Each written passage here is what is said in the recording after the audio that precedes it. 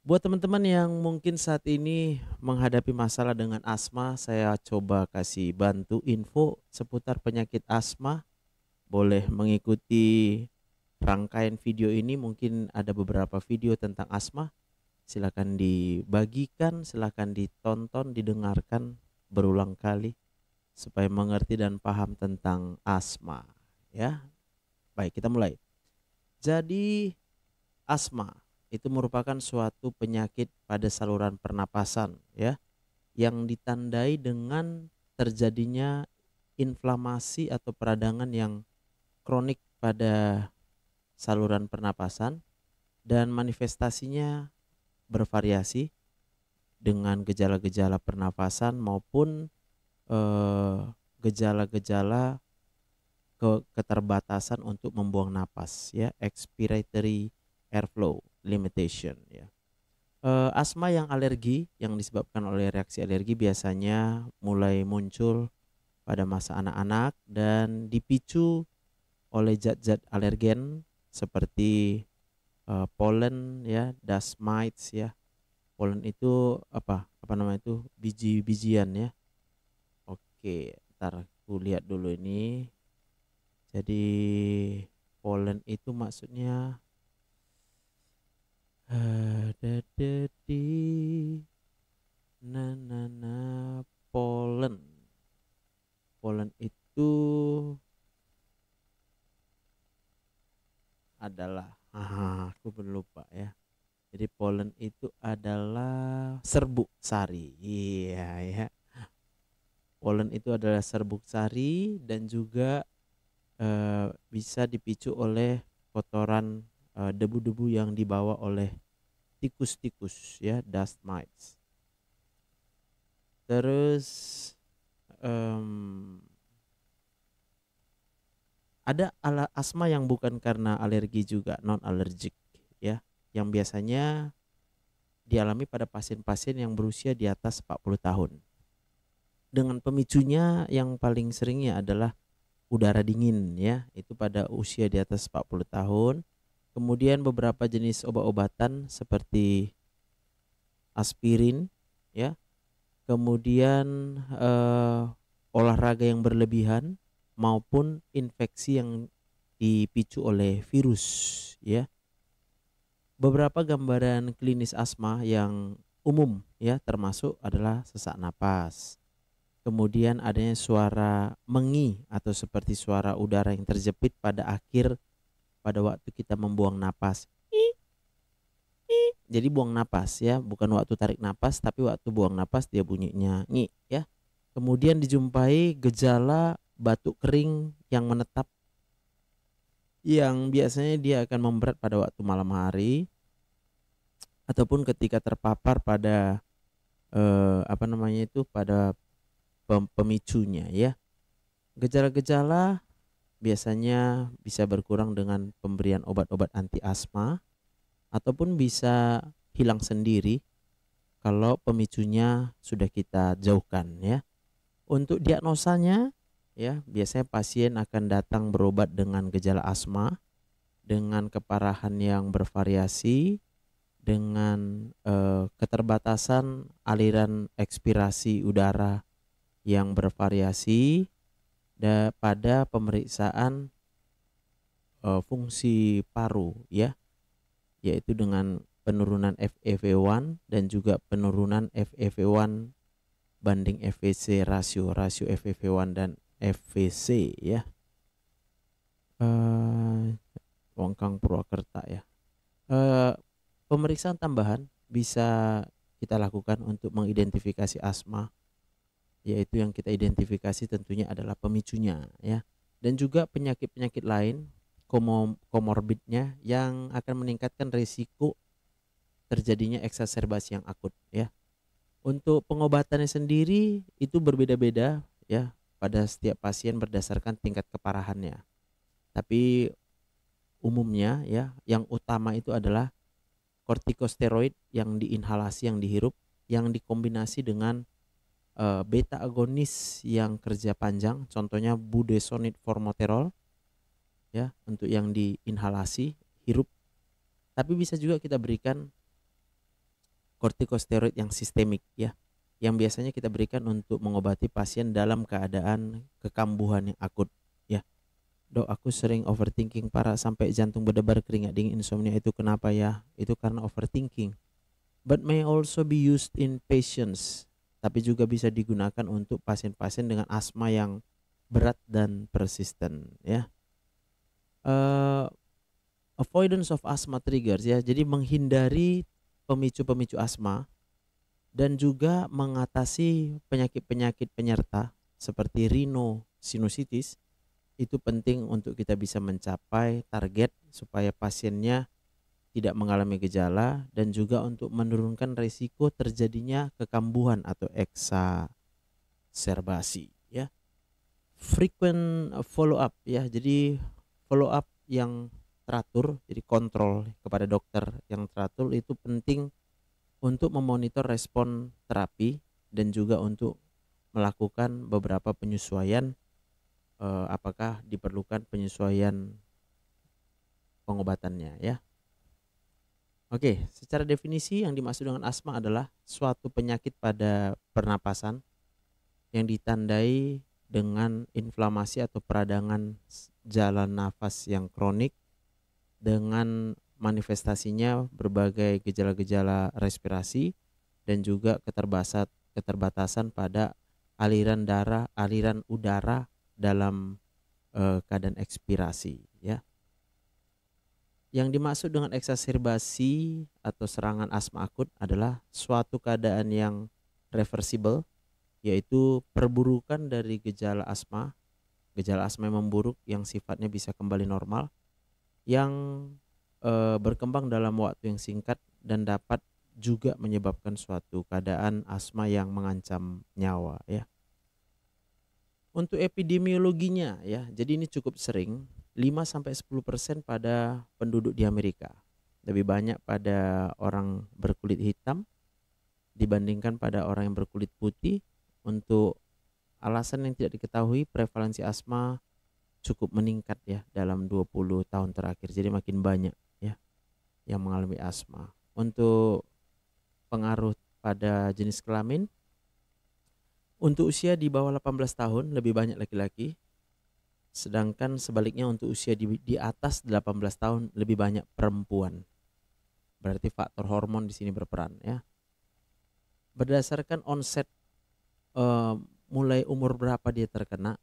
Untuk asma yang alergi, yang disebabkan oleh alergi itu biasanya muncul pada masa anak-anak. Sedangkan untuk asma yang bukan karena alergi biasanya muncul pada umur lebih dari 40 tahun. Tulang bunyi krek-krek, obatnya apa dokter? Berobatlah dulu sama aku. Untuk penyebab yang pasti daripada asma sampai hari ini tidak diketahui. Ya, penyebab pasti ya. Tapi saya yakin dan percaya kalau kita memahami bahwa seluruh saluran napas kita itu di bawah kendali saraf-saraf yang berasal dari sistem saraf otonom. Maka kita harus memahami orang yang mengalami aktivasi pada sistem saraf otonomnya bisa saja akan mengalami penyempitan pada saluran nafas dan akan menyebabkan munculnya gejala asma. Yes. Untuk faktor risiko asma yang pertama adalah atopi. Atopi itu adalah suatu keadaan di mana seseorang itu sangat cenderung untuk mengalami alergi ya. Suatu keadaan genetik ya, jadi dia bawaan genetiknya di mana dia memproduksi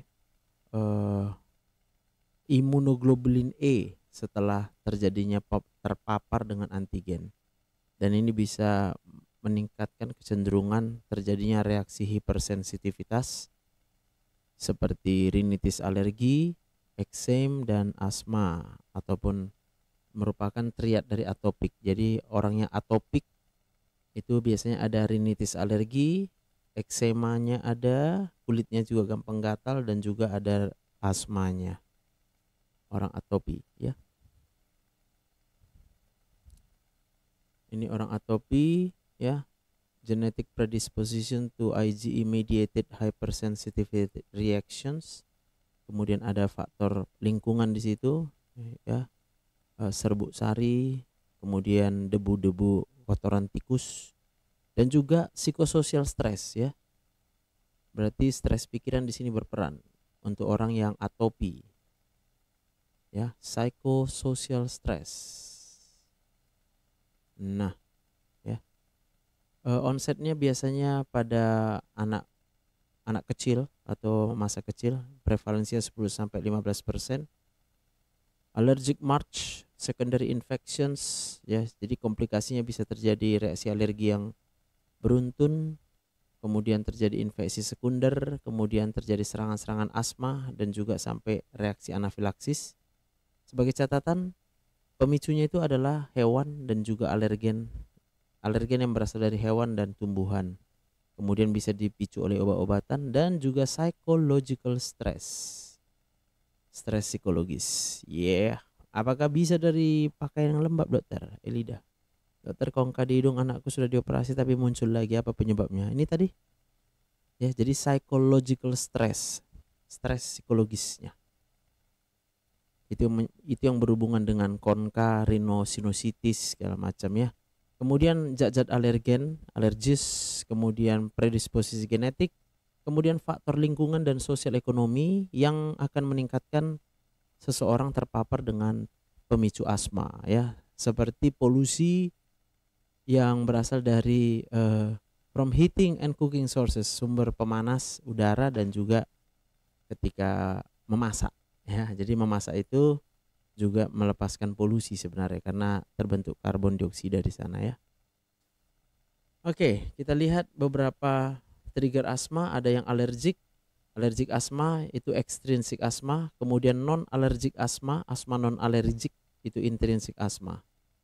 Kalau yang asma dipicu oleh alergi atau extrinsic asma itu terdiri dari faktor risiko atopi tadi ya, triad atopi, di mana faktor psikososial stresnya itu banyak pengaruh ya.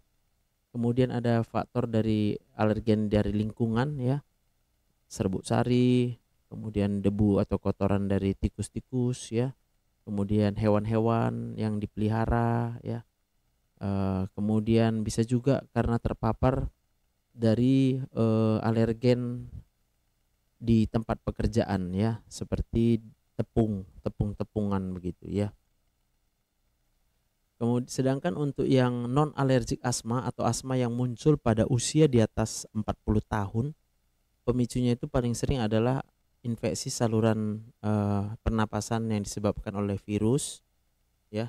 Kemudian udara yang dingin, kemudian kelelahan secara fisik ya, misalnya banyak tertawa, ketawanya kebanyakan, kemudian bisa juga yang karena kelelahan fisik karena olahraga. Lalu bisa juga berhubungan dengan GERD ya, gastroesophageal reflux disease ya, often exist concurrently with asthma, yang seringkali bersamaan ya. Jadi yang telinga berdenging boleh, oh iya boleh diblokir maksudnya. Often exist concurrent with asthma, kemudian sinusitis kronik ya atau rinitis.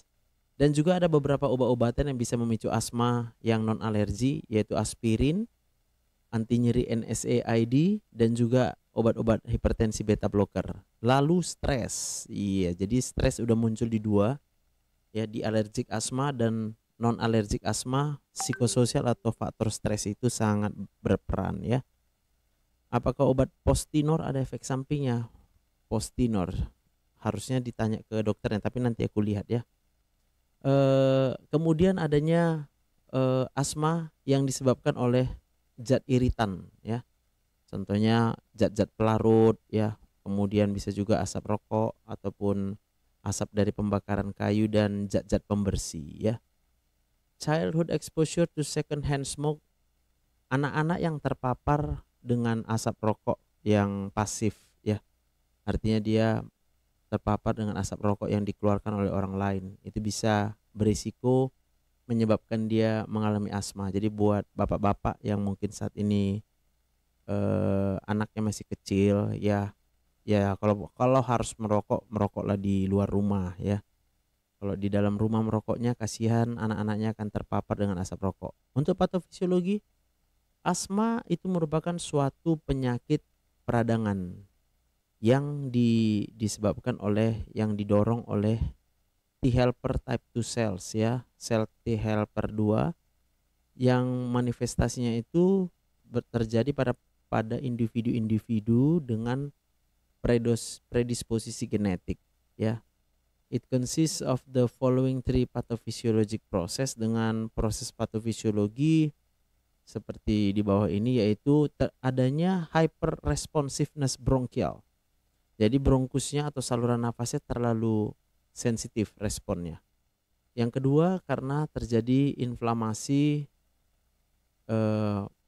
peradangan pada bronkial atau saluran napas. Gejalanya biasanya disebabkan oleh inflamasi pada bronchiolus yang terminal di ujung, which yang dilapisi, yang memiliki otot polos, tapi sedikit sekali terdapat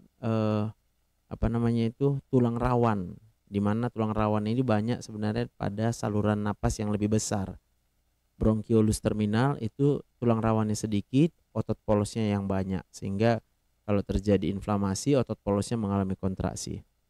Dok, anak saya susah membedakan warna, coba ke dokter mata ya. Bagus, mantap Kak Nur. Kemudian adanya overexpression pada sel-sel T helper 2. Maka ketika terjadi inhalasi terhirup antigen, maka akan diproduksilah sitokin peradangan IL-3, IL-4, IL-5 dan IL-13 yang kemudian akan mengaktifkan eosinofil yang kemudian akan menginduksi respons seluler sel B, immunoglobulin E yang akan diproduksi ya, B cell IgE production. Kemudian akan terjadi edema atau penumpukan cairan pada dinding submukosa daripada bronkus bronkial, dan juga disertai dengan kontraksi pada otot polosnya sehingga menyempit ya. Lalu terjadilah kolaps pada bronchiolusnya ya. Kemudian yang ketiga bisa juga disebabkan oleh obstruksi atau penyumbatan pada endobronkial yang disebabkan oleh tonus parasimpatetik yang meningkat. Jadi parasimpatetik tone-nya terlalu tinggi, yaitu akan menyebabkan bronkospasme atau penyempitan pada bronkus yang sifatnya reversibel dapat kembali menjadi normal. Kemudian disertai dengan peningkatan terbentuknya mukus atau dahak. Dong, ibu saya punya keluhan seperti yang dokter sematkan, kalau telinga berdengung itu gimana dok? Boleh daftar di sini Kak biar bisa kita jadwalkan ya. Kemudian terjadi edema atau penumpukan cairan pada mukosa dan juga infiltrasi leukosit sel-sel darah putih masuk ke dalam dinding mukosa disertai dengan penebalan hiperplasia ya, pertumbuhan sel-sel goblet yang banyak di pada endobronkialnya ya. Jadi ini akan menghasilkan terlalu banyak mukus atau dahak ya. Kemudian juga terjadi hipertrofi pada sel-sel otot polos. Nah, itulah dia yang menjadi patofisiologi terjadinya asma. Yang pertama tadi adalah hiperresponsif, bronkialnya terlalu sensitif, kemudian inflamasi bronkial, dan yang ketiga obstruksi endobronkial karena peningkatan tonus parasimpatetik ya.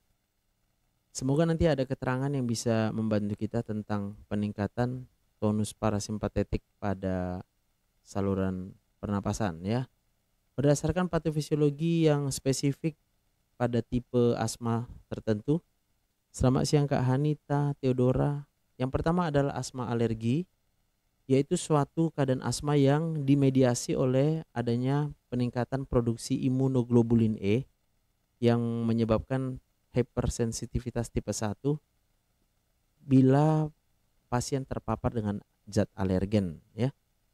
Ditandai dengan terjadinya yang pertama adalah degranulasi pada sel-sel mast dan juga pelepasan histamin setelah fase sensitisasi terjadi. Sedangkan untuk yang asma non alergik itu adalah suatu kondisi yang disebabkan zat iritan ya, mengiritasi. Zat iritan ini kemudian masuk ke paru-paru sehingga terjadi pelepasan neutrofil, lalu terjadi edema pada submukosa, terjadilah obstruksi pada jalan napas. Bisa juga karena dieksaserbasi oleh aspirin, penggunaan aspirin. Dok, saya kalau berobat dokternya ganteng saya langsung sembuh, tapi pas sampai rumah kambuh lagi, itu penyakit apa ya? Itu namanya penyakit BTT, butut tati tayang ya. Aspirin exacerbated respiratory disease ya, dijumpai ciri khasnya adalah Sumter triad Sumter ya. Yang pertama adanya inhibisi COX-1 sehingga terjadi penurunan prostaglandin E2, terjadi peningkatan leukotrin dan juga inflamasi, kemudian terjadi edema pada submukosa, kemudian terjadi obstruksi atau sumbatan pada jalan napas. Yang kedua adalah chronic rhinosinusitis dengan nasal polyposis ya. Jadi ini pada rongga hidung ya. Kemudian adanya gejala asma. Ini adalah ciri-ciri asma yang dipicu oleh aspirin ya. Jadi ada edema submukosa, obstruksi jalan napas, kemudian rhinosinusitis yang kronik dengan poliposis nasal, kemudian dijumpai gejala-gejala asma ya. Sakit BTT itu adalah sakit yang cukup berat dan berbahaya. Karena orang-orang dengan BTT dia pasti akan mengganggu kebahagiaan orang lain. Karena dia pasti akan susah lihat orang senang dan senang lihat orang susah. A subtype of chronic rhinosinusitis characterized by the presence of nasal polyps. Jadi banyak polip-polip di hidung ya. Sebagai tambahan manifestasi klinis yang umum pada rhinosinusitis ya. Banyak keluar ingus, kemudian hidung tersumbat, kemudian menghidunya kurang sempurna, tidak bisa mencium dengan sempurna, kemudian adanya terasa nyeri atau tekanan pada daerah wajah. Yes. Nah, ini mekanisme endobronchial obstruction. Ya, kita lihat gambarnya, obstruksi pada endobronchial. Nah, ini gambar paru-paru ya, kemudian di sini ada jalan napas. Normalnya otot polosnya segini. Dan ini adalah ruangannya atau salurannya. Ini adalah lapisan mukosanya. Sedangkan pada asma kita lihat terjadi edema pada mukosa, kemudian terjadi hipersekresi, kemudian terjadi spasme bronkus atau otot polosnya berkontraksi sehingga rongga udaranya tinggal sedikit ya. Nanti boleh dilihat VT-nya, saya tampilkan di gambarnya di VT. Nyok. Kemudian patofisiologi asma adalah ini, yaitu yang pertama inflamasi atau peradangan pada bronkial yang diperantari oleh sel T helper 2 dan eosinofil. Kemudian terjadi peningkatan produksi sputum atau dahak. Kemudian terjadi hiperplasia sel-sel goblet ya. Kemudian terjadi hipertrofi, pembesaran otot-otot polos. Kemudian terjadi penebalan basement membran. Kemudian terjadi edema pada mukosanya. Kemudian terjadi peningkatan terbentuknya pembuluh-pembuluh darah yang baru. Dan yang terakhir terjadi bronkospasme ya, kontraksi pada otot polos bronkus. Yes, ini gambarnya lagi pada fase awal dan ini pada fase lanjut ya. Jadi pada fase lanjut inflamasi, bronchoconstriction, mucus production dan edema ya. Sudah terjadi destruksi pada sel-sel epitel pernapasan ya. Yes. Ini gambaran apa namanya itu? Histologinya ya. Ini adalah salurannya. Nah, kita lihat di sini banyak terjadi edema, kemudian juga terjadi penebalan pada otot polos di bronkus. Oke. Gambaran klinisnya biasanya bervariasi dan juga bisa terjadi secara sporadik tergantung pada pemicu asma ya. Dok, GERD-ku kambuh, sesaknya nggak berhenti, gimana caranya dok biar kita nggak sesak dan kambuh? Kak Arta boleh berobat ke sini Kak, daftar ke nomor itu, konsultasinya bisa melalui video call Kak ya. Kemudian ini gejala-gejalanya ya. Yang pertama ada batuk kering yang nggak sembuh-sembuh, yang biasanya dia akan memburuk pada waktu malam hari, memburuk pada waktu olahraga, dan juga batuknya memburuk kalau terpapar zat pemicu atau iritan seperti udara dingin, zat alergen, dan juga asap asap-asap ya. Ditandai dengan adanya bunyi mengi pada akhir ekspirasi pada saat membuang napas. Kemudian dijumpai gejala sesak napas. Kemudian dada terasa ketat ya. Kemudian fase ekspirasinya akan memanjang ketika dilakukan pemeriksaan auskultasi. Kemudian dengan perkusi paru kita jumpai gambaran hiperresonan. Anissa, selamat siang. Dok, kalau baru kena asma di umur dewasa bisakah diturunkan ke janin? Enggak. Gambaran yang tidak tidak umum ya. Kemudian gambaran dari penyakit-penyakit penyerta lainnya seperti kondisi atopik, seperti rinitis alergik ataupun adanya eksem ya, kulitnya gampang gatal. Sedangkan untuk eksaserbasi asma akut nanti kita akan dilihat terpisah. Pemeriksaan paru ya bisa saja tidak dijumpai ya. Artinya kelainan pada pemeriksaan paru bisa saja normal kalau dia terjadi diperiksa bukan pada saat eksaserbasi. Jadi kalau dia lagi nggak kambuh, orang yang sakit asma itu normal aja semua ya kalau diperiksa ya. Sama-sama, thank you, happy selalu guys. Ini untuk subtipe dan variannya. Berikut ini adalah daftar dari fenotip asma dan variannya. Yang pertama adalah allergic asma, asma alergi paling sering yang terjadi, asma alergi. Kemudian dimulai dengan gejala yang mungkin hanya kadang-kadang saja pada waktu anak-anak, dipicu oleh alergen, kemudian biasanya berhubungan dengan atopi, eksema dan rinitis. Kemudian dia memberikan respon yang baik terhadap pengobatan dengan inhale corticosteroid ya, corticosteroid yang dihirup ya. Sedangkan non alergik asma itu tidak terlalu sering ya dibandingkan dengan alergik asma. Dipicu oleh infeksi virus pada saluran pernapasan atas, kemudian dipicu oleh udara dingin dan dipicu oleh GERD ya, gastroesophageal reflux disease atau GERD. Dan alergi asma tidak berhubungan dengan atopi. Responnya kurang respon pada pemberian dengan kortikosteroid yang diinhalasi ya. Selesai masak, buka HP, langsung muncul akhirnya riak dan dengar. Iya, bagus. Kemudian ada asma yang munculnya setelah dewasa. Ini merupakan jenis yang jarang ya, dimana gejala-gejalanya manifestasinya pertama kali muncul pada usia dewasa.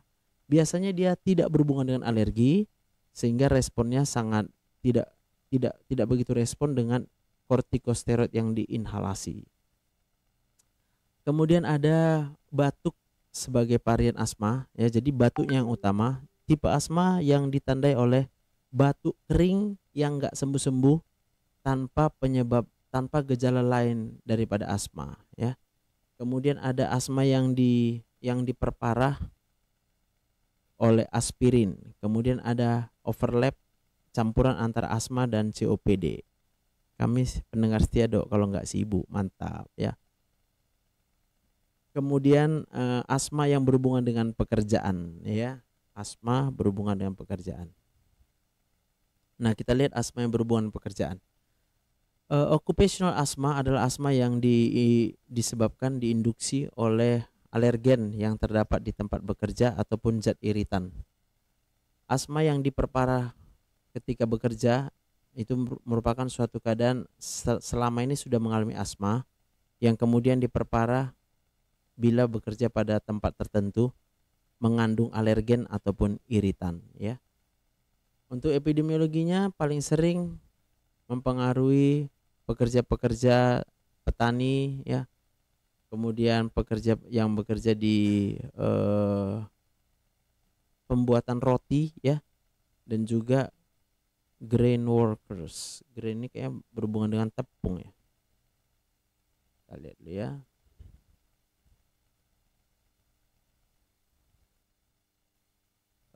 Oke, yes ya. Jadi grain workers.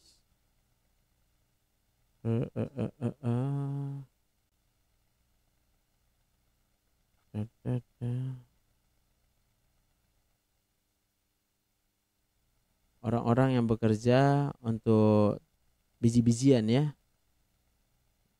within grain elevators or mill facility they may operate. Sorry, grain itu untuk penghancuran ya, bagian-bagian mesin-mesin ya, itu dia grain workers ya. Sudah di WA, mohon support dan sarannya dok. Siap, sebentar ya, kita lanjut dulu sebentar, udah mau selesai. Kemudian sampai dengan 25% pada asma yang berhubungan pada orang yang onsetnya pada orang dewasa, itu juga 25% disebabkan oleh asma yang disebabkan oleh pekerjaan ya, di pekerjaan kita. Sedangkan subtipenya ada yang diinduksi oleh sensitizer, kemudian ada yang diinduksi oleh zat iritan, kemudian ada yang merupakan sindroma saluran napas yang terlalu reaktif ya. Ada berapa tipe nih? 1, 2, 3.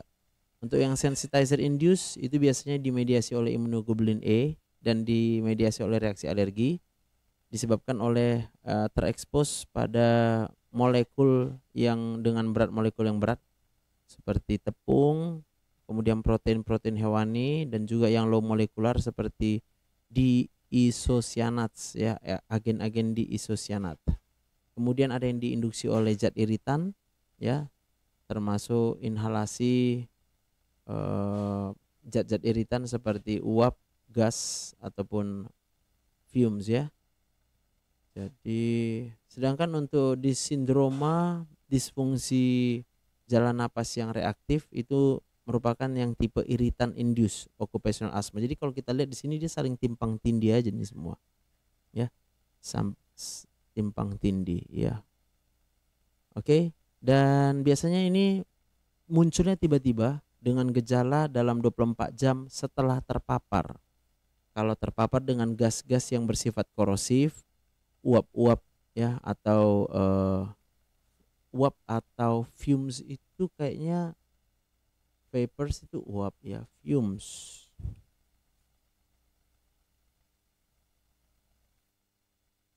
Fumes itu artinya ya sama ya, gas juga ya, yang bisa diinhalasi, yang bisa dihirup ya, zat-zat yang bisa dihirup ya.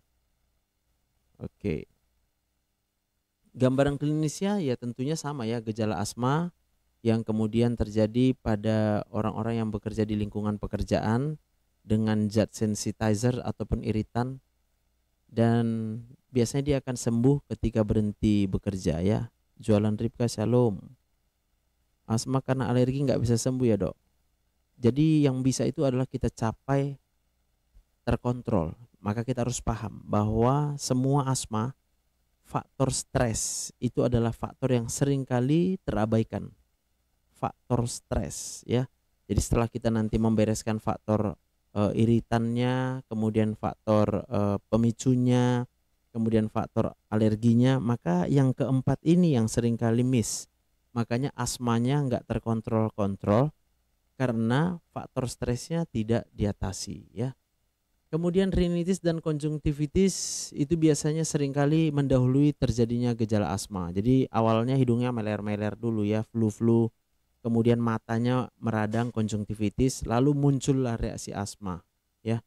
Itu khasnya seperti itu. Kemudian eksaserbasinya biasanya terjadi kalau berulang kali terpapar dengan zat-zat iritan ataupun alergen ya. Untuk diagnosanya tentunya harus diperiksa secara lengkap oleh dokter. Kemudian memastikan diagnosis asma dengan pemeriksaan fungsi paru ya. Kemudian lakukan peak expiratory flow ya yang serial untuk memonitor. Jadi ada alat untuk mengukur berapa kekuatan jalan napasnya ya. Perlu cek alergi juga? Sebenarnya nggak terlalu perlu ya. Jadi kita hanya melihat menanyakan selama ini dia bekerja di mana, berhubungan dengan apa pekerjaannya ya. Jadi kita bisa tahu ada nggak zat-zat yang kira-kira kemungkinan besar mengiritasi atau zat-zat yang mungkin bisa menjadi alergen. Karena kalau dia cek alergi seperti itu biasanya kalau kita jumpai pasien yang asmanya sejak masa anak-anak. Jadi asma yang murni alergik itu adalah asma yang muncul pada anak-anak ya. Asam lambung bisa buat perut besar, Dok, bisa ya. Kemudian bisa juga kita lakukan skin prick test atau allergy specific serum IgE testing ya, to identify the causative agent. Jadi kalau memang ada pemeriksaannya ya boleh saja ya. Intinya itu adalah kita lakukan dulu anamnesis atau kita wawancara dulu pasiennya ya. Jadi untuk tes alergi kalau memang tersedia silahkan dites alerginya. Jadi karena paling utama itu adalah menghindari zat alergen dan menghindari zat-zat yang bisa mengiritasi ya. Untuk pengobatannya yaitu tentunya adalah mengeliminasi atau mengurangi paparan terhadap zat-zat yang menyebabkan asmanya ya. Kemudian lakukan pengobatan asma secara bertahap dengan tentunya pengobatan inhalasi kortikosteroid ya. Jadi yang dihirup, obatnya yang paling bagus itu adalah yang dihirup ya. Untuk komplikasinya bisa terjadi ini hiperresponsif. Jadi bronkusnya atau saluran napasnya terlalu sensitif dan sifatnya bisa menetap ya. Kalau dia udah sampai menetap, maka serangan asmanya bisa muncul kapan saja dan sangat sering ya.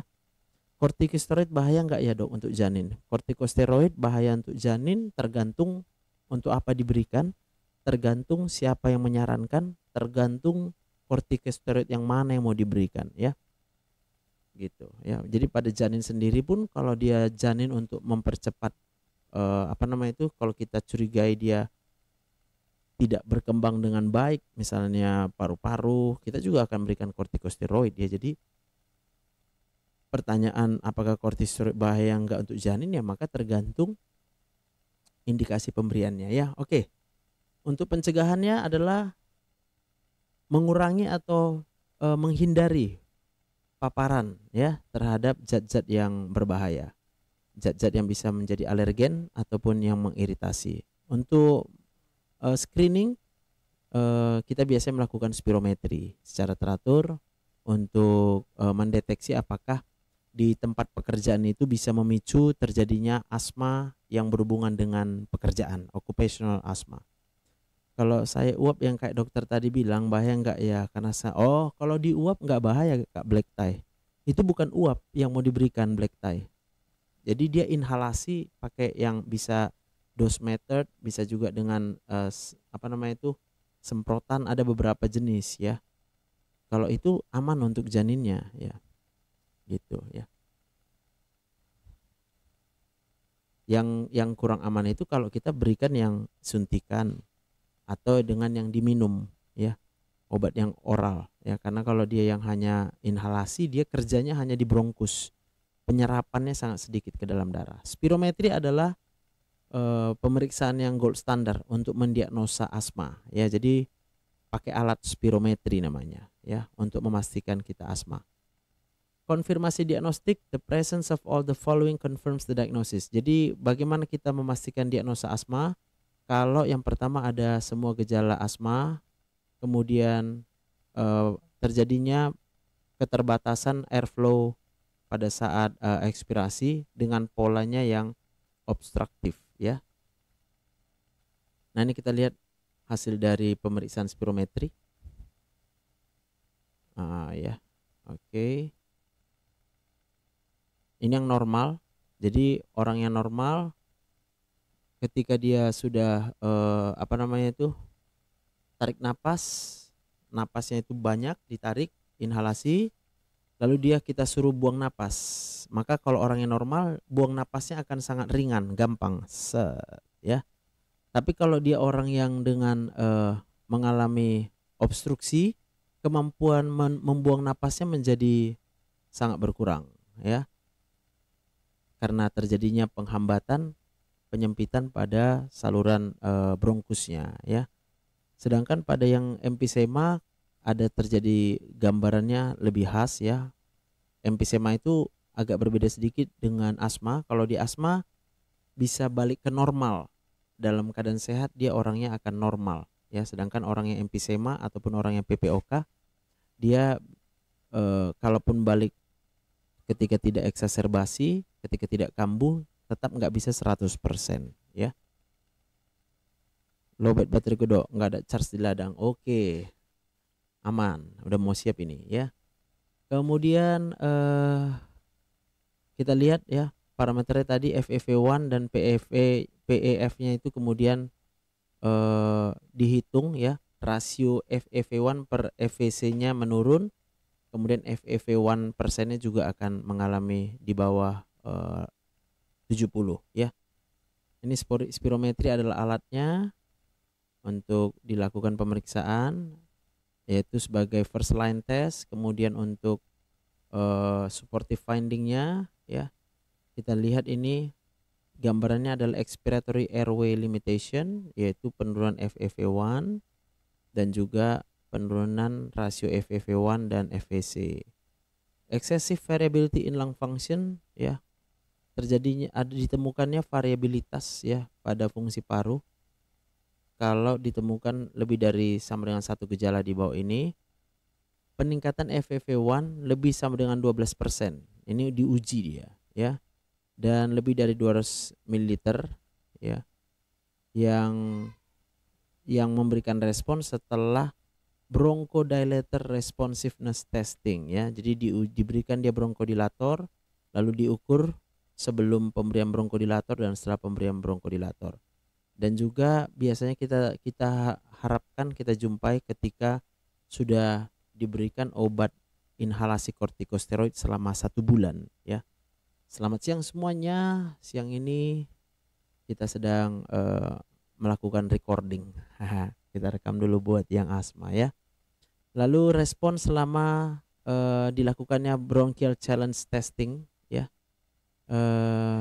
bisa kita mintakan kalau pemeriksaan awalnya meragukan ya, yaitu bila FEV1 persennya itu drop ya lebih sama dengan 20% setelah diberikan methacholine challenge test ya. Jadi orangnya sehat-sehat lalu kita kasih methacholine supaya jadi sesak.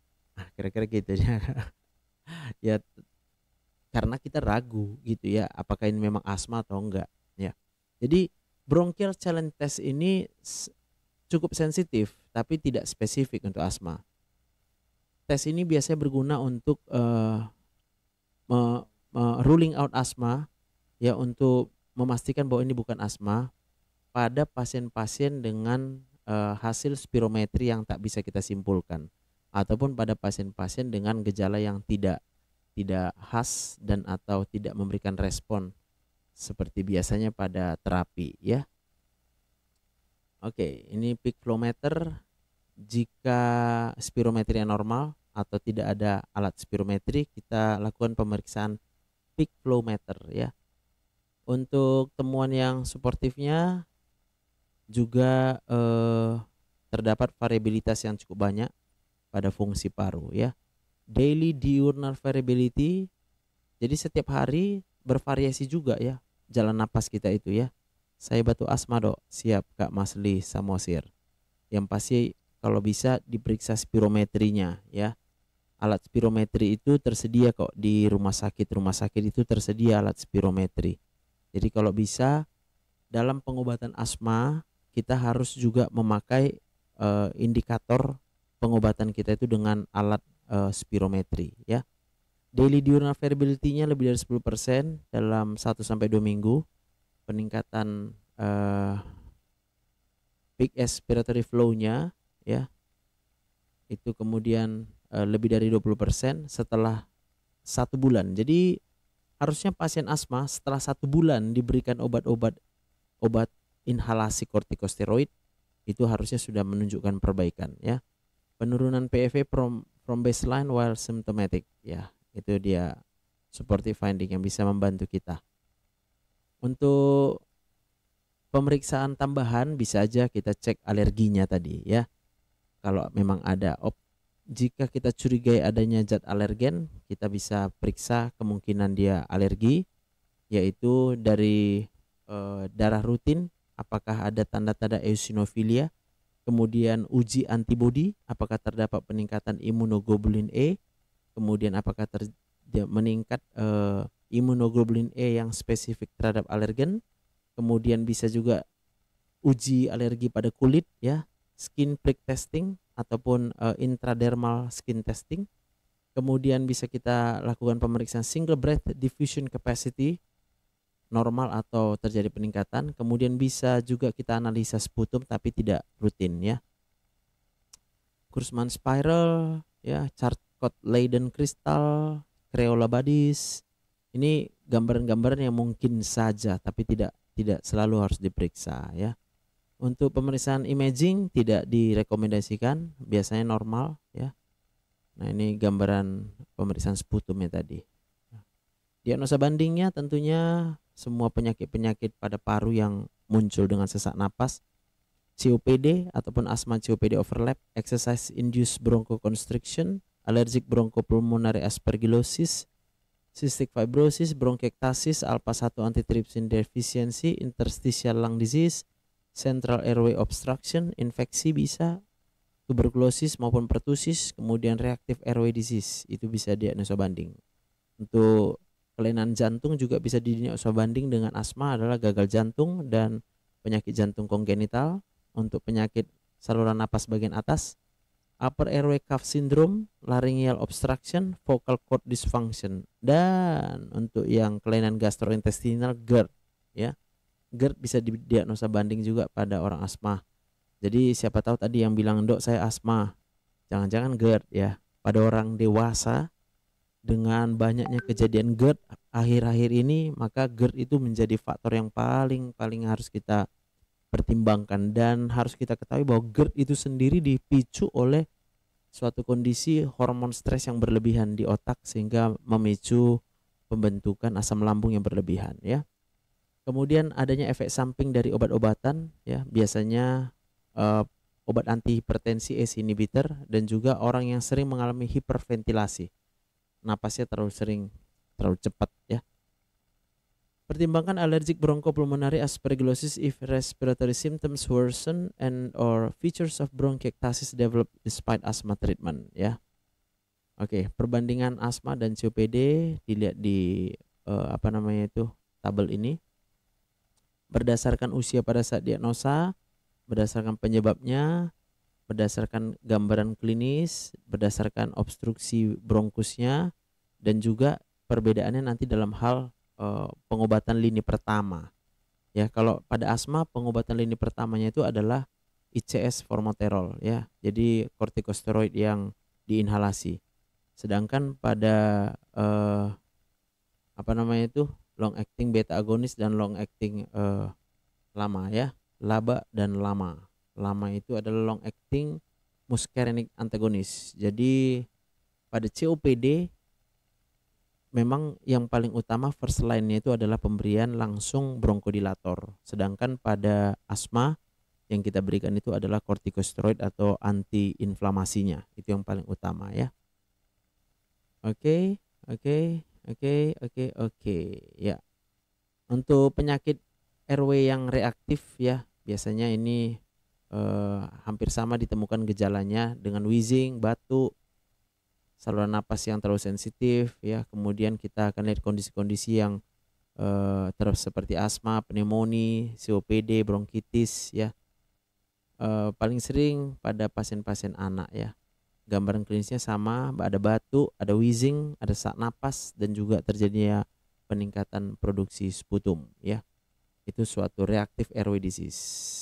Oke. Untuk klasifikasi nanti kita akan cut di sini di manajemen dan kita lanjutin lagi. National Asthma Education and Prevention Program ya, guideline-nya ini ya sudah memberikan guideline untuk mengklasifikasi asma berdasarkan derajat keparahannya menjadi asma yang intermittent ataupun yang persisten. Jadi yang kadang-kadang atau yang sudah mengalami kriteria terlalu sering kambuh asmanya ya, yang belum menerima pengobatan asma yang untuk maintenance-nya ya. Oke, classification of asthma severity in individuals lebih dari 12 tahun ya. Oke. Nah ini dia, yang intermittent asma kalau dia kambuhnya kurang dari 1 kali dalam 1 tahun. Sedangkan kalau yang mild persistent asma kambuhnya itu lebih sama dengan 2 kali dalam 1 tahun. Termasuk juga yang moderate persistent juga lebih sama dengan 2 kali dalam 1 tahun. Dan yang severe juga termasuk. Jadi kalau kita udah kambuh asmanya lebih sama dengan 2 kali dalam 1 tahun, itu sudah digolongkan suatu asma yang mild persistent, moderate persistent ya, dan severe persistent. Jadi artinya dia sudah menetap ya. Kalau dia yang hanya intermittent, dia kurang sama dengan 1 kali dalam 1 tahun ya. Oke, nanti kita lanjutkan dulu di klasifikasi asma ini, kita perdalam lagi. Untuk saat ini dulu biar saya upload. Sampai jumpa lagi, nanti kita akan live dari kampus. Ini saya mau ke kampus dulu. Buat yang mau daftar berobat silahkan daftar dulu, karena waktunya akan kita sesuaikan setelah saya selesai mengajar nanti ya. Oke guys, bye.